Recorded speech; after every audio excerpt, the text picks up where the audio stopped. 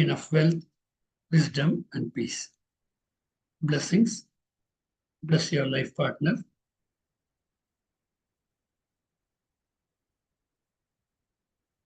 Bless your children.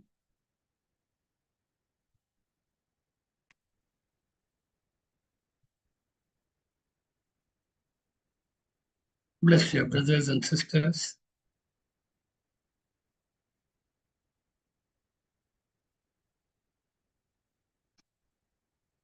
Bless close relatives and important friends.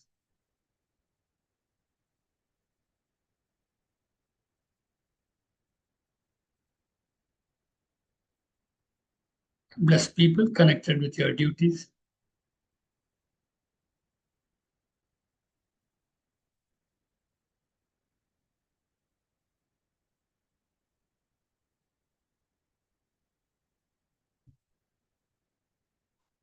Bless people who are inimical to you also, so that they may also change and lead a good life.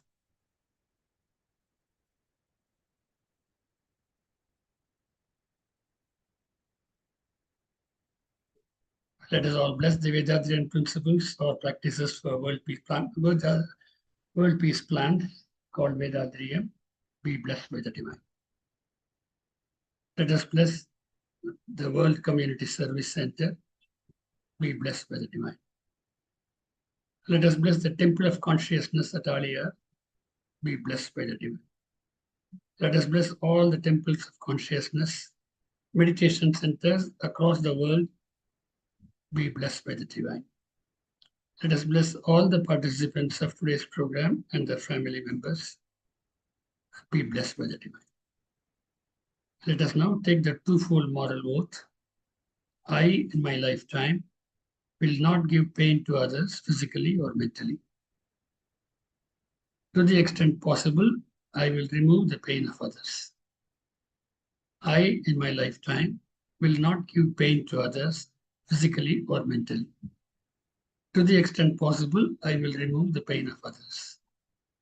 I, in my lifetime, will not give pain to others physically or mentally.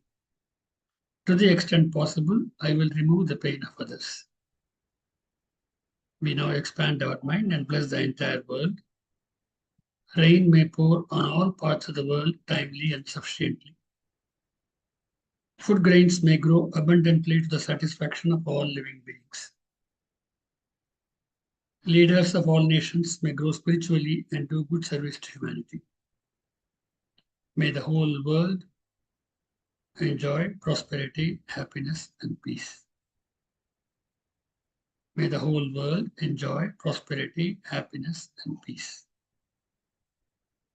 May the whole world enjoy prosperity, happiness, and peace. May there be peace within us. May there be peace around us. May there be peace in the whole world. Peace, peace, peace. We just conclude the meditation. Gently rub your palms and fingers. Pass the energy over the face. Raise your hands. Taking a deep breath, bring your hands down and open your eyes.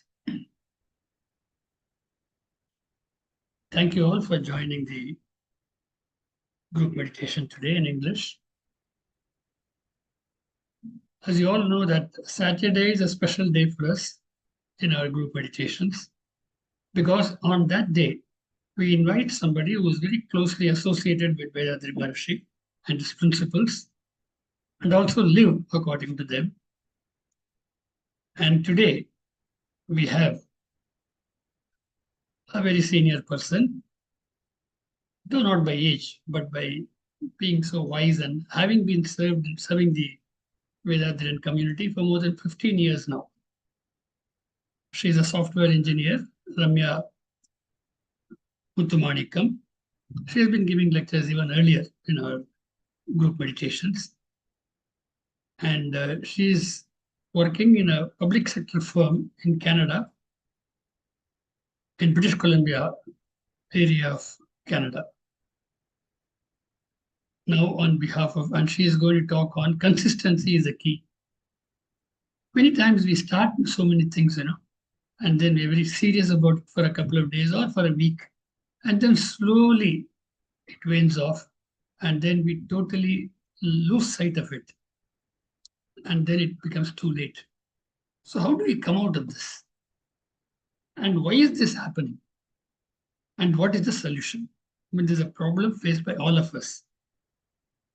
And now I request Ramyaji to take over and give solutions for those eagerly looking for it. Thank you, ma'am. Over to you. Well, hello, Danaya. And good morning and be blessed by the divine, everyone. Today, before we start the session, I just wanted to take 2 minutes of silence. Though we did Turiya meditation, this 2 minutes of silence is primarily to make sure, to understand what comes to our priority first, and what is that key habit that we are trying to inculcate in our daily routine, and we fail to inculcate it. So we'll take 2 minutes of our time to think about two things. One is the habit that we're trying to inculcate, and the second thing is just record whatever thoughts come to your mind. Okay? Sure. We'll start. Just close your eyes and we will have the 2 minute silence.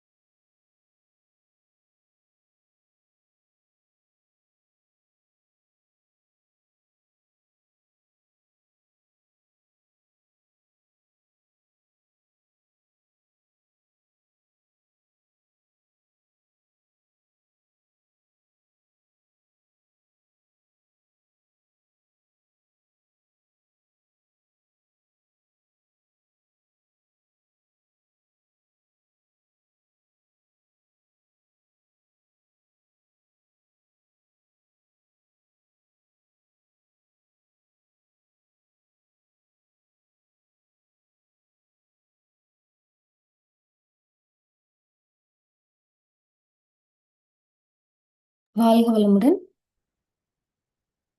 Yeah. Now we'll take the immense pleasure to get into the session for today to understand the details and intricacies related to consistency, which was taught by a great Guru Vedatri Maharishi. Before we share some learnings from his workshops, we will just start knowing about what our Guru by itself started and how did he emphasize on consistency and how did he actually practice consistency by itself. Because consistency is going to help us turn our small habit into a behavior pattern, and this is going to help us bring in a huge impact on our karmic imprints. So we are being associated with Vedatri Maharishi's principles and philosophies. We all have an understanding of what this karmic imprints all means to us, because karmic imprints means it is the karma.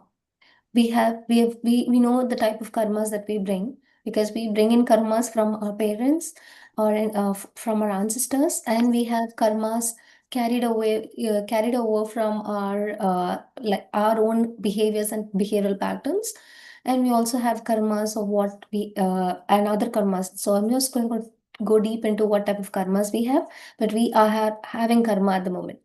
So to get an understanding of how we can improve the small habits, cultivate small habits, and emphasize and bring into unlock the secrets related to consistency, we should understand what that consistency all means to us.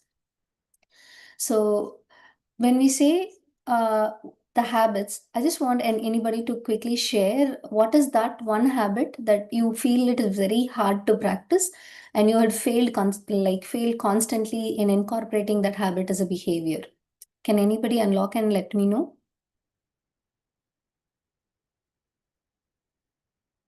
Amma, can the students unmute, Amma? Dear participants, you can answer Ramya's question.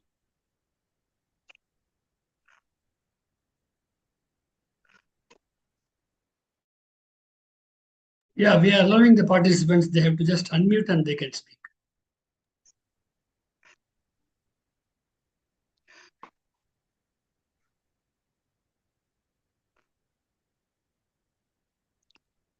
Yeah, anybody wants to share their habit, we can just feel free to talk so we can dissect that.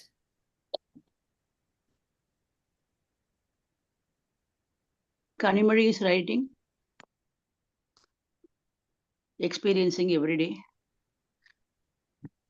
Okay, exercising every day. So this is one of the biggest challenges. Yes, I understand. So what is that exercising every day all means to us is like I get up every day, set my exercise mat and hit the exercise floor and do exercise for close to 30 minutes. So how do we understand exercising and the practice of exercising is right from the day one, we wanted to start from that 100 percentage of doing the complete 40 minutes exercises suggested by Vedatri Maharishi, right? Or hitting a gym and rigorously practicing for 30 days. So we build on biceps. Is our habit ready for it? Is our physical body ready for it? Is our mental body ready for it? That is not, we don't have an understanding. So that is where the problem is. So consistency starts breaking down how this habit has to be taught us, how this habit has to be assimilated us. It is exercising every day, exercising every day is an idea, but exercising how many minutes? And exercising in what environment? Exercising at what time? And what that exercise all means about. Exercising is a very blank statement, right? So we haven't sliced a problem at any point. We have never thought through because we always aim for a bigger stuff and we wanted to start that bigger stuff to happen at the right at the very first minute. So that is why the key problem starts with. So that we're going to understand how we can break into. So there are going to be a lot of simple steps that we can identify, and each steps is going to be very very different. So any like we have to understand like how each one can adapt to it. Like it is not all steps going to be common for everyone. We have to identify which step is going to be suitable for us. So when I'm talking about Vedatri Maharishi, how did he cultivate consistency is he didn't build Aliyar in day one. He took so many years to build Aliyar and Vedatri Maharishi concept by itself. When we read the philosophies of Vedatri Maharishi, it will drive us to read his whole life story itself. What is that life story talks about is like he had some questions about life, he had some questions about death. He wanted to understand how this philosophy of life works, how one people is enjoying prosperity, happiness, another person is not enjoying anything, he's continuously facing struggle. So he started writing. So every day he made sure, irrespective of his ups and downs in his life, he made sure to spend adequate 2 hours in his daily routine to understand, to write down all his thoughts and all his daily routines into a journal, record all his observations, how he himself evolved, and then slowly he also recorded all the informations from the external people whomever he met, and also meditated consistently. So he used only 2 hours of his entire day's routine to dedicate for Vedatrium and its concepts. And then he slowly met people. And he also faced a lot of challenges, like all the skepticism from existing leaders on spreading his concept. So he was slow and consistent. Even it was only one person coming for his speeches, he never gave hope. He was never hopeless. He always built hope with that one student. He made a consistent effort to talk to that one student, and then he built Vedatrium. So when we see that Vedatrium by itself was built over years, a habit also will be built over year. So that is the first understanding that we should have. And with respect to habit formation, so how we are going to strengthen and bring in consistency is like it is going to affect the neural path and also brings an impact on our karmic imprints. And it's going to shape how our destiny is. The small habit that we ignore today will have huge impact on our karmic imprints. So we should always be aware that whatever habit, whether it's going to be very simple habit of like ignoring our own self every day, exercising, not exercising regularly is ignoring my own self. So when I say like I'm going to ignore myself constantly, it is going to have an imprint on my karmic imprints, create an imprint and saying like, okay, this person has constantly ignored me. And how will I be able to support her? So that is how karma works too. So when we want ourselves to be supported, we should know what we wanted. So our small habits that we cultivate is going to have huge impact on our entire life.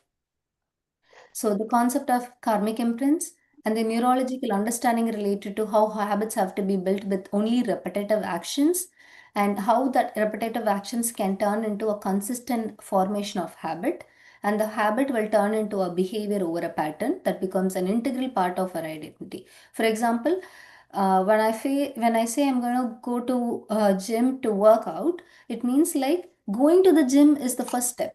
It's not about going to the gym and working out for 30 minutes or 40 minutes. It's about the behavioral pattern that is turning myself, my identity itself is like hitting the gym at the right time. And then ultimately, the habit formation is starting with it to be influencing our life.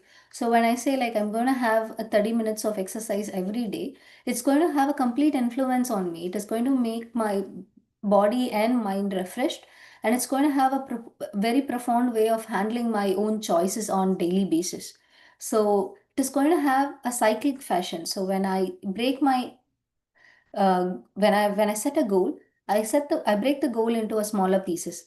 And that smaller piece, I'm just trying to see what is that neurological understanding that I can help to bring that smaller habit into a repetitive action. And that repetitive action turns out to be a consistent action. And that consistent action is turning out to be a behavior. And the behavior will help me influence and shape my choices and my destinies on a or as my own identity. So that is what this habit is going to do to us. And deep self-analysis. Deep self-analysis is very important when we choose our habit, because without having a revealing or having a clear understanding of what that behavior and habit is doing to us, and what type of emotional imprints or emotional struggle that we are going through when we make our choices, we will not be able to make that habit into a behavior, or the small part of ambition that we have, we cannot turn that into a behavioral pattern. So we have to have a deep understanding of what we want and how that is going to be our own goal as well. And understand the emotional clues and rewards so that we'll be able to identify the emotional habits. So I'll talk more about clues and rewards in the later session when we are having a deep understanding about or how we are going to break our habits by itself. And introspection. So I'll talk about introspection also, how introspection is going to help us further. So we'll just dive into the 15 techniques. So all these 15 techniques have been broken down into 4 different phases. So 4 different phases, as I've said, it's going to be understanding what we want and what is that goal that we're going to chase on. And then breaking that goal into a smaller pieces and identifying patterns and how we can go into there. And then turning that repetitive actions into a consistent flow of activity. And then turning them into a behavior, and it's going to be an integral part with us. So with these 4 phases, we'll just identify the first layer about it. So there are some simple ideas that I have taken it from various books. So start with identity and not outcomes. So this can be better explained as I hold a degree. So how do I say I hold a degree is I go to college. I did study for X number of years, like the 3 years or 4 years or 5 years. And then after 3 years or 4 years of studies, I enhance my skill set. Like I was not professionally ready. I might either get it professionally ready. I get the skill set of being a professional, and I get myself exposed to a society which is going to welcome me. It can be welcoming, it can be a warm welcome or a cold welcome too. So how I'm going to get ready for the society. And then as a reward for my 4 years of effort and consistently learning, either upgrading my skill set or upgrading my behavioral understanding, like professionally getting like my leadership skills or any other skill set that I'm building. And then as a reward or an outcome for that will be my degree. But today, or when I go back in my lifetime itself, I was not taught this. When I was sent to a college, they said like, okay, go to an engineering college, you will get a work, you will get hired as a campus recruiter, and you will start earning in the early 20s. Because starting to earn at the early 20s is the outcome. So marching towards an outcome is not the actual way. Marching towards what that identity is going to mean to me. So am I more focused towards building my skill set, or am I focused towards my outcome of getting a job? Because when I focus towards getting a job, I can just clear whatever is required for the interview questions and get ready. But for a lifetime, the degree is going to support me. The degrees, the values that I've learned in my college, that first 4 years, is going to help me in a very profound manner to build my personality by itself, to identify what I need in my life. So start with the identity. When I say I'm going to today, when somebody walks up to me and say like, okay, I wanted to build a house. Building a house will start with adequate savings. So adequate savings, it all goes to what type of savings you have to build. Is it going to be liquid cash, or how you're going to liquidate and get that? So identifying what we need to build. So sometimes like eating a salad. Okay, why should I eat salad? So salad is going to help me improve my digestion, all that we'll say. So when I say I'm going to go on a diet means I'm not cutting down calories. I should know what that cutting down calories means to my body. What's that becoming health is my target. So identifying a unique outcome or the flow of activity for my own self is a primary thing. Because I cannot say what the other person is taking salad every day or paleo diet the other day, every day. I'm going to jump into paleo diet. I'm going to jump into fruit diet. I'm going to jump into salads every day morning.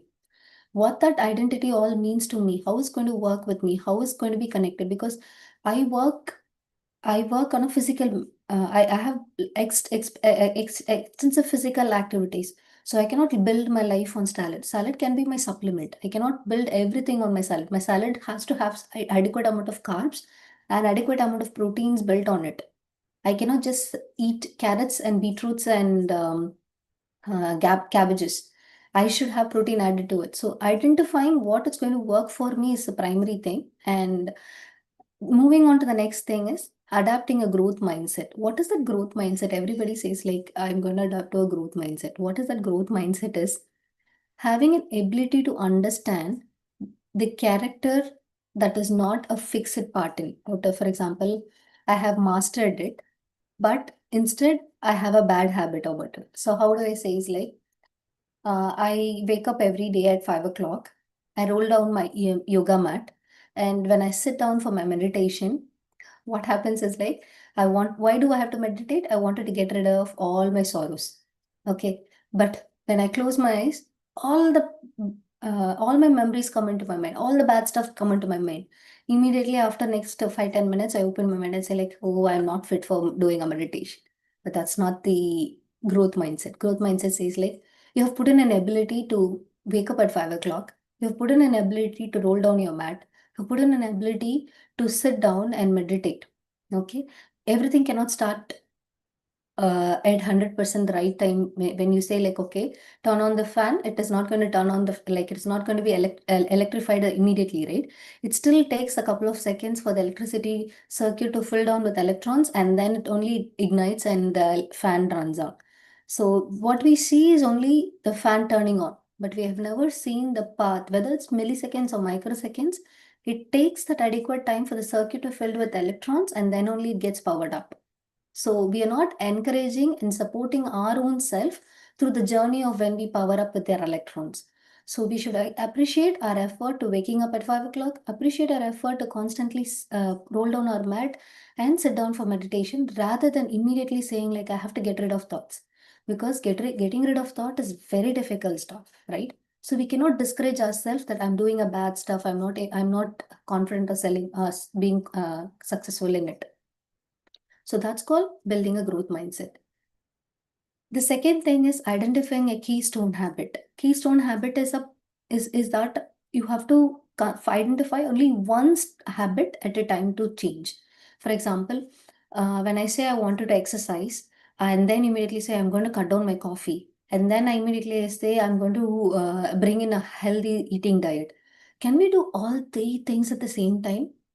Our habit and our body is not rhythmically ready for it, right?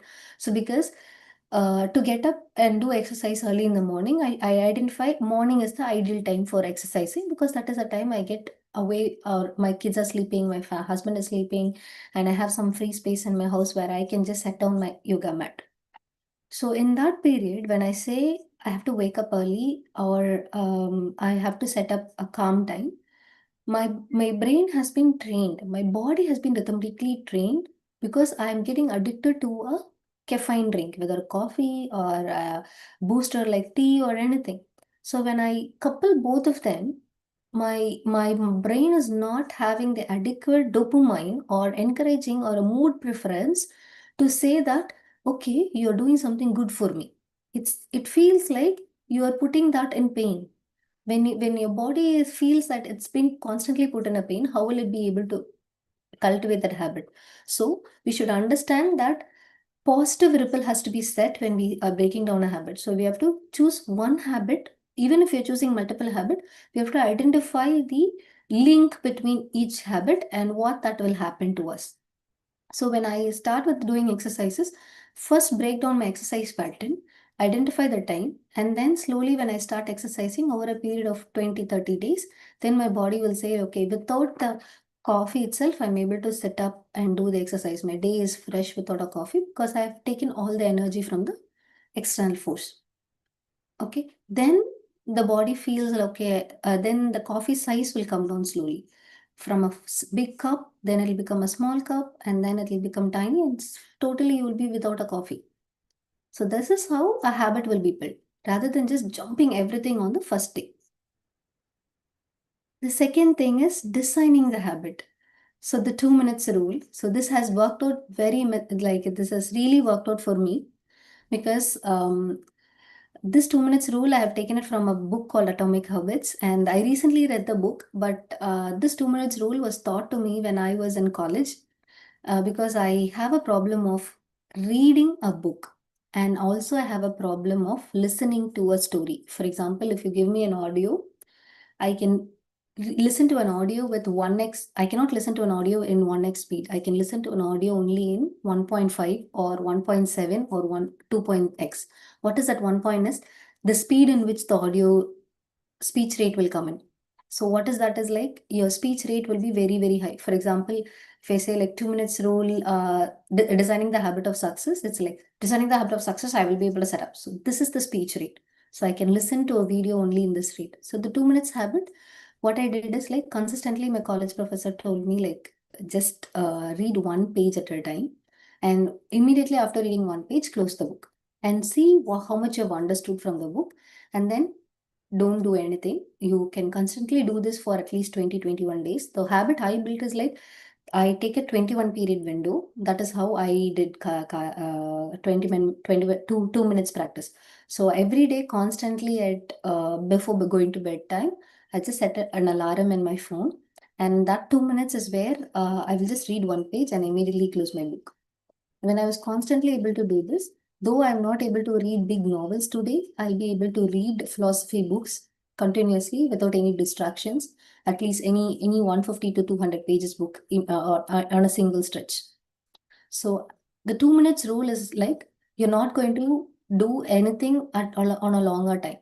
Even if it's just setting up the environment, just do that. For example, if you wanted to do meditation, the 2 minutes, whatever you're capable of doing at 2 minutes, set an alarm at like 5 a.m. and then 5:02. So immediately stop doing that meditation at 5:02. So this is called tiny fragmentation of your whole habit. So this will help you insist like, okay, it's going to be 2 minutes. It's going to be shorter. So your brain is saying like, you will not break down the habit of setting that environments. Like breaking down at 5 o'clock, if you say like, I'm going to meditate for 30 minutes every day, and the previous night you're going to bed late, like 12 a.m. And you will feel like, oh, I'm going to bed at 12 a.m. only. How will I be able to meditate for 30 minutes at 5 o'clock? I need adequate of 7 hours. That's why that's what all books say. So that's what all health educators talk to me. So I'm not going to wake up at 5 o'clock. So the habit will be breaking down. So instead of breaking down the habit in between, it's important that we make it very small and consistent. So this 2 minutes will say like, okay, I'll just get up and sit at 2 minutes calm, quiet and calm in my own bed, and then I'll go to bed again. So this will start building that rule. And designing the environment, this is very, very important. I'll give this example. I can give it with my own life experience, because I like to watch YouTube shorts and Insta reels. So what I do is like accidentally when I go, like when I take my phone in between anything, in between any work or anything, when I take my phone, I will scroll for 40 minutes without even knowing why I took my phone. Because my brain likes only fast stuff. I cannot go in a very slow motion movies. So if you give me a YouTube video, I will never watch. If it's a 30 minutes video, I will never ever watch. If it's a 2 minutes reel that gives me a lot of content, it gives me a lot of information within the 2 minutes, I will be able to watch it. So I will just skim through. Even today I watch all serials. I watch all serial promos, not serials, because serials 30 minutes, they give the same emotional impact on you, but with the in the promo, the 2 minutes is more efficient. So the trailers and trailbusters are more impactful. That's why the people in Tamil cinema still launch a lot of trailers. So how do I achieve is I started putting that particular application alone in a particular folder. So when I moved into a different folder, I had to constantly put an extra 3 seconds or 3 milliseconds to go look for that application. That is where my consciousness started playing very impactfully. So I stopped doing it. So for example, if you say like you're watching TV for a long time, put the TV remote in a different drawer. And constantly when you go put an effort to pull the TV remote from the drawer, that is where you'll say, okay, it's taking so much of effort for me, then I won't do it. Because your behavior and the bad habit, giving up a bad habit is like that. And how do we cultivate a good habit like that? It's like if I wanted to cut down my junk and I wanted to take fruits more, my house has to be filled with fruits, because it is not going to be one day effort. It has to be a consistent effort, because you'll be deprived of lot of taste enhancers when you're moving in from a junk food to a fruit, because you're completely losing all the taste enhancers that you have it in. Your body is addicted to it. So you cannot cut down immediately. So constantly what I started doing is, how do I recommend seeing it is like add some enhancers to your own fruit, like add some masalas to it, like put chili powder, salt, and then eat it. Or just say like how you can equally split the time between a small packet instead of cost effectively buying a big packet of chips, how you can change it into a small packet of chips where you can equate with a bowl of fruit. So you will have that filling as well as you have that taste enhancer feeling also subsidized. So building that habit or bringing up an environment, just in case if we are trying to drink water every day, like I have to drink 3 liters of water every day, how do we consciously build is like, how are you going to compensate all your fruit drinks into a water? So because the fruit drink has a lot of sugar in it, how are you going to compensate with equivalently with water? It's like that is a challenge. So immediately replacing all the bottles of juices in my fridge with water bottle, that's not going to help. So equivalently for that sugar rush, how are you going to compensate it? So are you going to take adequate amount of fruits in your diet? Otherwise, this will lead to a different habit. Like I will replace all the fruit boxes in my fridge, or also like fruit juices from my fridge, and I will start inculcating eating something else more because my fruit craving has never been addressed. So designing an environment slowly and consciously is very important, because structuring my space helps me understand what I need. And getting into the next phase, designing the habit for success. And I'm just going to rush through because it is more we are running late as well. So habit stacking. So habit stacking is one simple example for habit stacking I can give is like doing Kaya Kalpam after brushing as a first thing in the morning. When I tell this to my students, they say like uh, immediately after brushing, focus on doing Kaya Kalpam. They say like, oh, I cannot do Kaya Kalpam because I'll be in the bathroom while brushing. And I don't have mats in the bathroom, so I won't be able to do. No, I'm not saying like do exercise and do Kaya Kalpam in the bathroom. So I'm just telling them do Kaya Kalpam as the next habit of brushing, which means like once you brush, before you, like if it's a woman, once you brush, just go into your when you, the first thing, next thing that they will do is like they get step into their kitchen and they'll turn on the stove for some cooking, right? But if they wanted to cook some dal curry or any kind of pulses, they know they have to soak it the previous day. So all women, what they do is they soak it. They are they're very that is called behavior. They have inculcated into a seamless activity that okay, tomorrow I'm going to cook this pulse. Tonight I have to soak it. So they know that, right? They are doing that prep. So the same way, whenever I wake up, my habit is to just find a small mat, complete my kalpam, and then go turn on my stove. So the routine has to be rerouted. So without having this rerouting of habit stacking, we will not be able to do immense changes. So identify what is appropriate time to do it. Immediately, that 1 minute will change massive things in our the momentum, because the impulsive actions that we are getting into is like skipping that exercise or skipping that routine or habit is because we don't have it stacked in the right place. I wanted to do exercise, I want to hit the gym every day. You should find an ideal time where you have to hit the gym. You cannot say, okay, I will get up, I will do all my household routines, and at 10 o'clock I will go hit the gym, because your body will not be ready at 10 o'clock in the morning to hit the gym.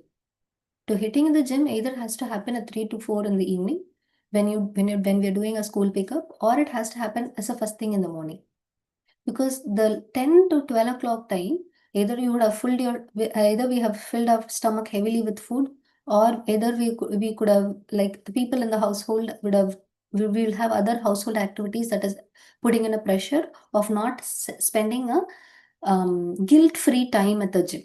So the guilt-free time is very important, because what happens is like habit stacking is, if it is not done, we will start creating guilt. Oh, am I spending adequate time with my family? When I say like I'm doing exercise, instead of morning, I push it to evening 6 o'clock, I'll see my son roaming around the house. What I will start doing is I will incorporate something called guilt. Like, oh, I'm not spending quality time with my son. Instead, I'm spending all the time on myself. To get out of the guilt itself, it requires a lot of mental power. It has to have like a lot of understanding why that exercise is important to us. Why am I sacrificing my quality time with my son? Because the presence, and you are setting an example, like you are doing exercising at 6 o'clock in the house, in the evening 6 o'clock without teaching your son, without teaching math to your son, or without playing with your son, is setting an example to your son. That itself requires a lot of mental understanding and psychological understanding. But this will incorporate a habit of guilt. So habit stacking is very important, and habit stacking has to be done without building guilt. And temptation bundling. So temptation bundling is a very, very hard stuff. As I said, like watching TV or getting distracted, or eating junk more, or these are the small things that we can constantly relate to, because our attraction toward is very, very high. So I walk into a store, I say like I wanted to buy a fruit bowl. The fruit bowl will be $18, but the burger will be just $12. I'll make like okay, I'll save $6. Why do I have to spend extra? Because it's just going to be a meal. And that is where a consciousness has to be built. I have done exercises, $6, extra $2, extra $3, or extra money that I'm going to spend is only on me. I'm not spending on somebody else. I'm not simply giving out something to someone. It's on me. Because I'm the one who's burning that extra calories, right? Instead of taking that salad bowl or a fruit bowl, if I go in for a burger, this will be just 250 calories and this will be 600 calories. I'm the one who's going to burn that extra calories. I have to walk, I have to rigorously exercise. This understanding has never been done. It's just a temptation that we have. Say, okay, I'm saving something for my own self. You're not saving something, you're building up something. So all this understanding has to come up. So how I constantly hit my dopamine instead of hitting my cortisol. What is that? Dopamine and cortisol is, dopamine is the happy hormone and cortisol is a sad hormone. So when I say like when I'm building a habit and constantly build a sad feeling associated with that, oh, I'm giving up my favorite food because I have to be on diet and come down on my weight, then that habit is not going to turn into a behavior. It's just going to stay as a habit. It is not going to be turned as myself. Today, even in this age, I see my ex-colleagues at the age of like 50, 60, they say like, I go to gym every day before I come to work. But we Asians, we will say like, okay, gym has never been in our routine. Okay. So when I wanted to turn my habit into an identity for my own self, then I should turn that habit as a dopamine behavior, not a cortisol behavior. So whenever I go to the gym, it can be anything. Whenever I go to a gym, it can be anything. It is not just doing exercise and burning calories. It could be building a friendship there.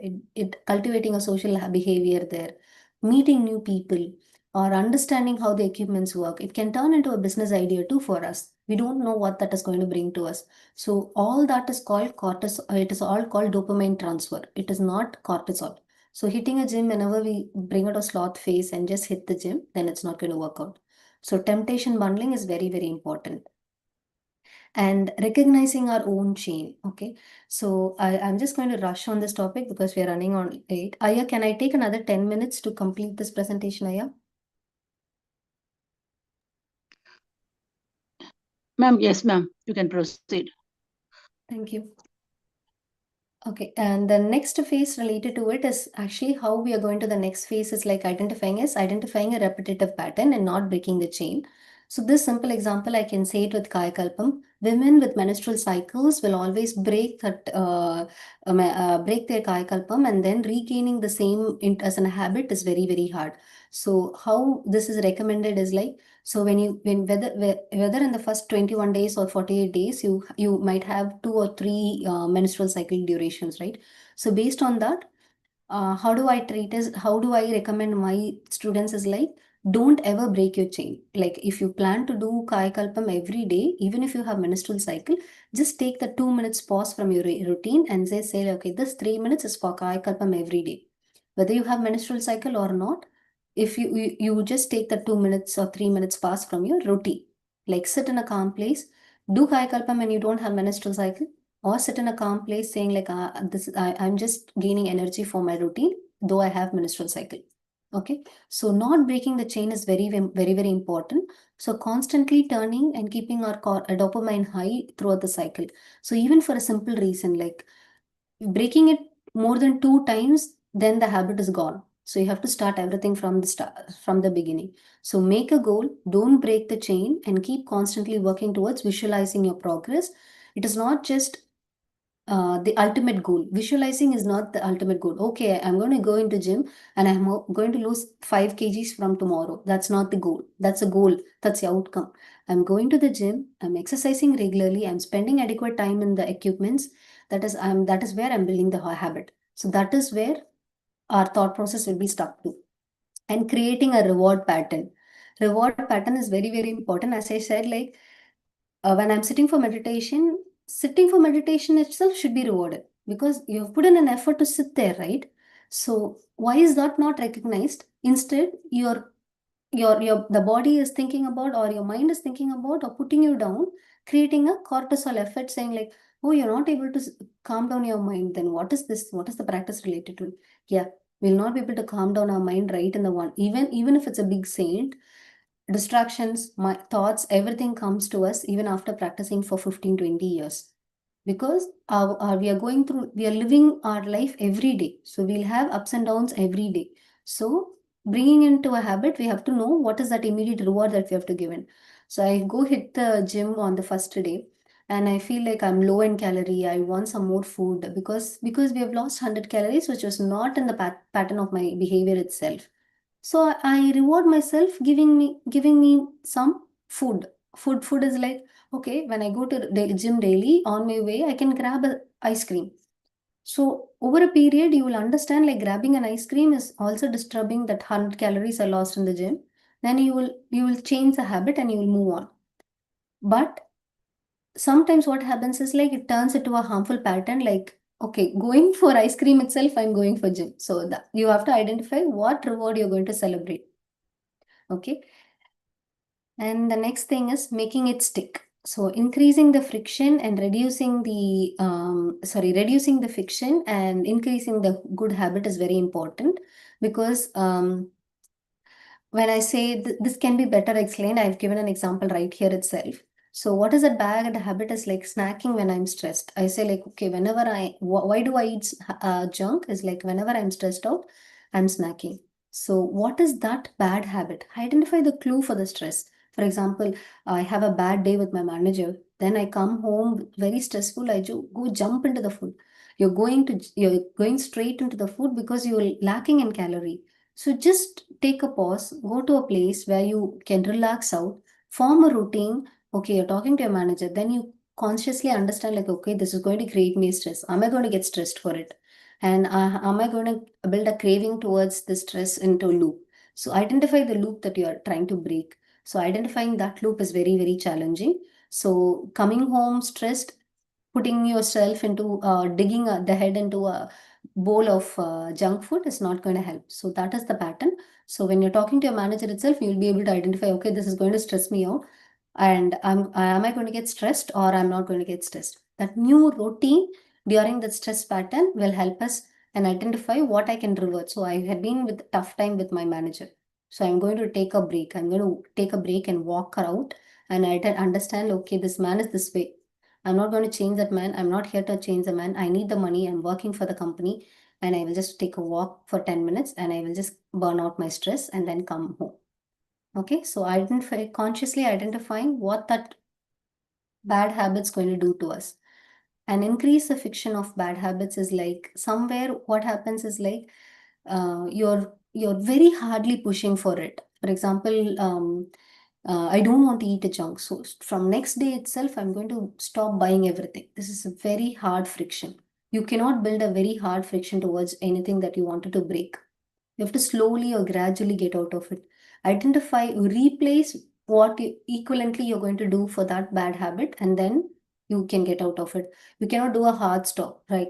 Next day when I come home, I'm gonna like next day I'm coming home, I will like not eat any junk. So completely removing everything from your sight is going to put you in stress. So identify the frictional point where you will be breaking down the habit itself completely. So that is more important. And achieving mastery. So some simple tricks I've already said, like never missing it twice. And when we say introspection, self-analysis, this is where the technique of understanding the pattern comes in.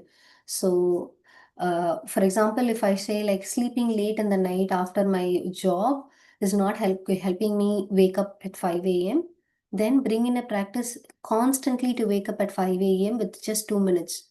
Okay? Because for a week or a two or even for a month, I just wake up at 5 o'clock for 2 minutes. Then I will consciously push myself to sleep early in the night. When I have to sleep early in the night, then I will plan my day accordingly. I will never push my day late in the night. For example, when I was back in India, I usually start my day at 11 o'clock. And then I used to work till 7 o'clock. Then, and after that, I prepare dinner and then I go to bed at 9:30, 10.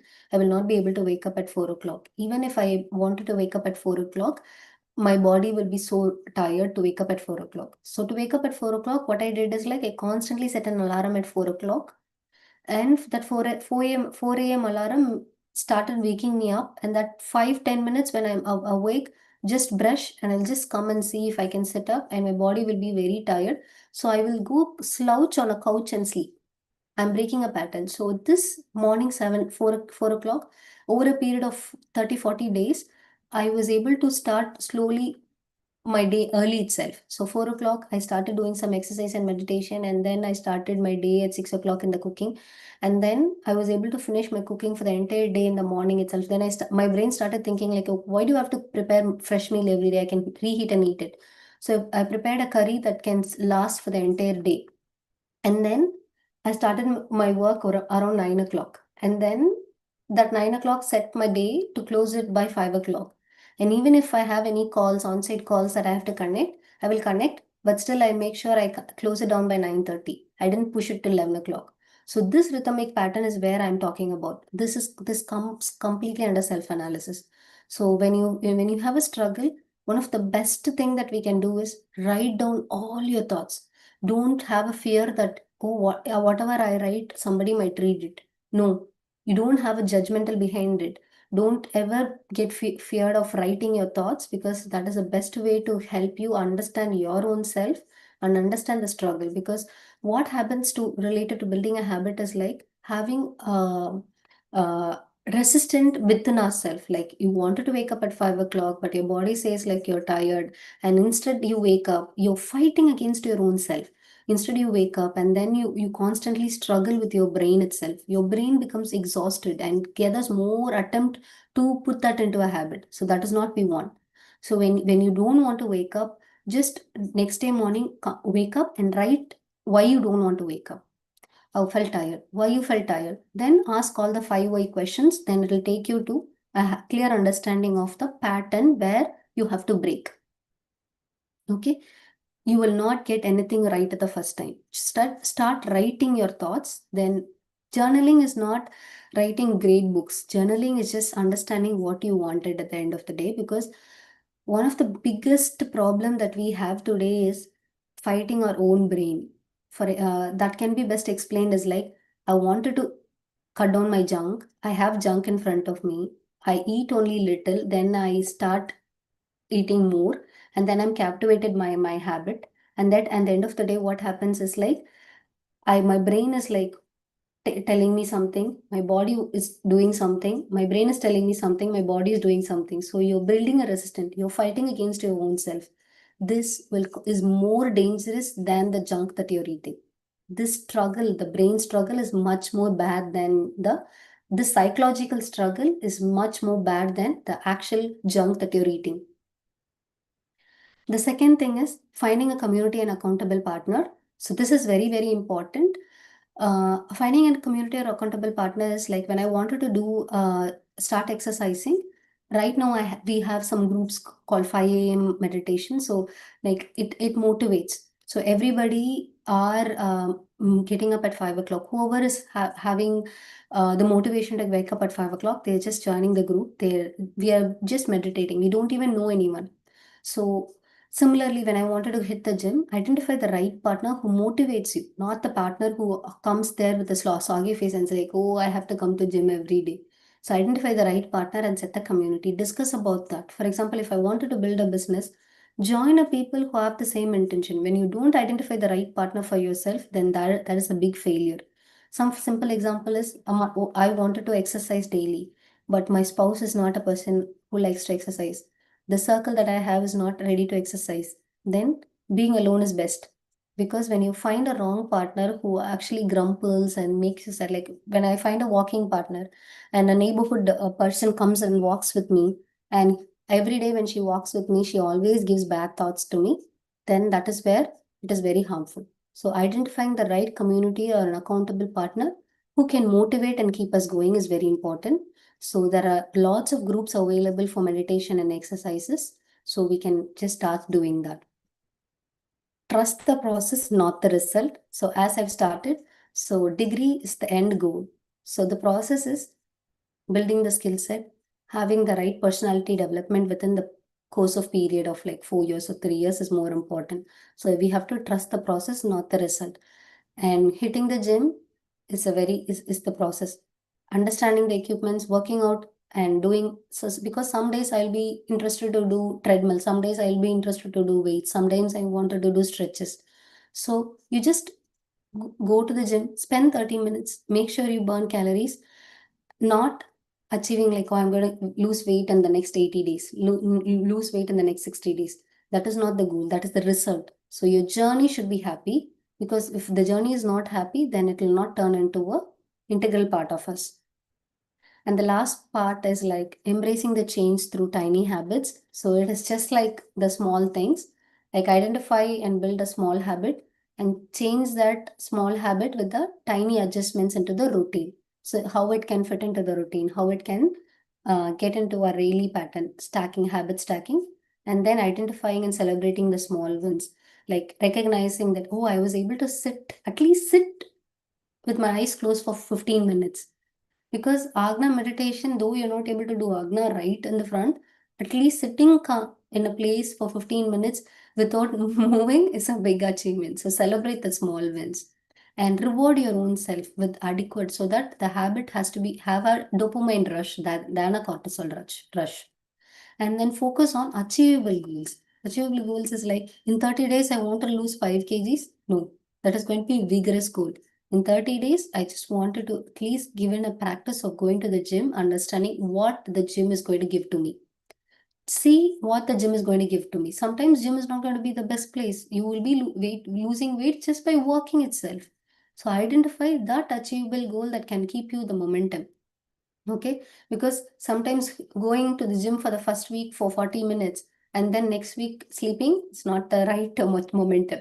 So you should understand the momentum can be built with just 15-20 minutes and then helping us.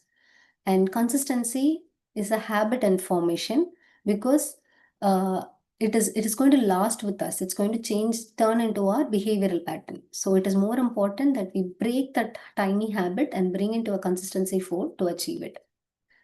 And thank you for this opportunity. And I think I have been able to convey whatever I've been going through and whatever I've learned through this process. And I just wanted to see how I can support all of you all in your transformation journey and start embracing consistency from today. Thank you all. Valhavalmudan. Thank you very much, Professor Ramya, for your excellent speech on the topic consistency. Consistency is the key. Yes, well done. Dear friends, anybody having any questions? Anybody want to discuss anything?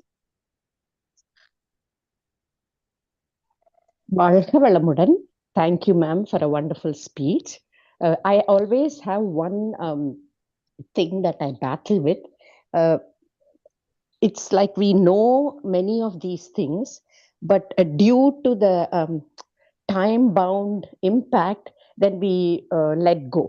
So, for example, we set up. So, in my experience, I found, just to share, having a buffer, some time lets you also form that habit. I mean, keep to that habit consistently.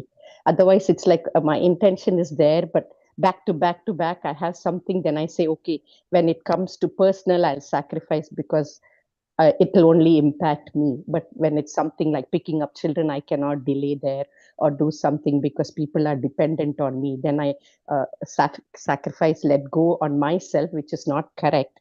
But how do you, how would you recommend that? How do I allocate? Like, we know we should allocate extra time. We are stuck in traffic sometimes. So how to face that kind of a challenge? Do you have any comments? Yes, Amma. So I wanted to understand your daily pattern as well, because that is where we had been talking about habit stacking, Amma. So when you're trying to do, and is it the appropriate time, and setting up the environment. So we cannot control traffic, because anything can happen on the road and it does not depend on us. Like, for example, I want to pick up my child, but like my school ends by 2:30 and I have to be there at least by 2 o'clock, because then only I can park my car and then reach my school. Though the drive time is 4 minutes, finding a parking lot is very challenging. I'm just sharing my own example, so I'm not sure how it can help you. And so I just want to see how my understanding related. So I don't plan anything between this window. I plan whatever I can easily do in that window. For example, I can take a call in that time, like 2 to 2:30 is 2:30. I have to be there at school. If I start at 2:15, I'll not be able to find a parking lot. The whole time I'll be stressed out. I have to handle it in a very different fashion, because I have to park in a different spot, rush to the class, and then grab my son and put him into the car and then drive over. So it is all going to be very stressful for me. Instead, I take that extra 5 minutes. Instead of 2:15, I drive at 2 o'clock. What do I do between 2 to 2:30 is I will build a habit where I can read in between that time or listen to a podcast. But I will not commit anything for doing exercise where I have to be physically present, or kayakalpam, or in cooking. I cannot, like, we know, right? We will not be able to do cooking. If I have to do a pickup at 2 o'clock, we will, as women, we will be able to plan everything else. Because this child will be at home at 3 o'clock, I have to get the food out. I have to have the stove like off by then, right? We have a complete planning about how the cooking has to be done, but we don't have a priority about how our exercises have to lead there, right?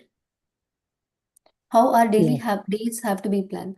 So we have to plan in such a way. And one quick example related to intermittent fasting. Okay. So when I say like I'm going to fast for 16 hours, I'm going to eat, my eating window is going to be only 8 hours. I will start my eating window right at like 9 o'clock and I will try to close it by 5 o'clock. In this time period, if I'm planning 2 meals, I have to see that I have time for Kaikalpam. I have to see if I have time for my lunch. And my lunch time will be in a position where I have to take my son for school or classes or my child for any classes. How am I going to position is write down where is the time gap you can find out, where you can fit into that period. Because simply I cannot say for tomorrow I'm going to start intermittent fasting without planning my day itself, right? Yes, yes, yeah, If I have yeah. to if I have to stop eating at 5 o'clock, I have to have my meal in the ready for me by 4:30. For my meal to be ready at 4:30, from 3:30 I have to be in the kitchen cooking. Having my son at home, taking him for classes, and I have meetings and everything in place, I will not be able to do that. So I don't have a clear understanding of my own routine before I say commit in for something. That is where having a rhythmic pattern, like identifying your whole day where it can fit into. Sure, sure. Thank you, ma'am. Thank you. Yeah. Thank you. Thank you, Rashmi ma'am and Ramya for your answer. Dear friends, let's come to Turiya stage now to bless Professor Ramya. Professor Ramya, be blessed by the divine. Her family, be blessed by the divine. Blessed by the Her divine. present and future endeavors, be blessed by the divine. Be blessed by the divine. Thank you, all dear friends. We have just had a very nice speech today, a very interesting speech too. I'm sure Ramya will be here with us always to give us interesting speeches often. Thank you so much, Ramya, once again. Dear participants, we will meet again next week, same day, Saturday, with another good speech on Vedadriyam. And also we have meditations being conducted daily, morning 6 a.m. and evening 6:30 p.m. sharp, followed by thought for the day. Please do join daily and enjoy the bliss. Thank you all, dear participants. And also this Sai Laila has asked about the recordings. You can just visit www.kundaliniyoga.in. Also connect vedadri.ac.in to have the recordings. Thank you all, dear friends. We'll take a minute for blessing Bharati Amma and Balachandranaya. Bharati Amma and her services, be blessed by the divine. Bharati Amma and her family, be blessed by the divine. Be blessed by the Amma and her divine. endeavors, be blessed by the divine. Balachandraya, be blessed by the divine. Balachandraya's service to the community, be blessed by the divine. Balachandraya's family, be blessed by the divine. Thank you, Amma, and thank you everyone for today. Thank you. Thank you. வாழ்க வளமுடன். Thank you all. Yeah. Thank you. It was an excellent speech. Thank you very much. Thank you.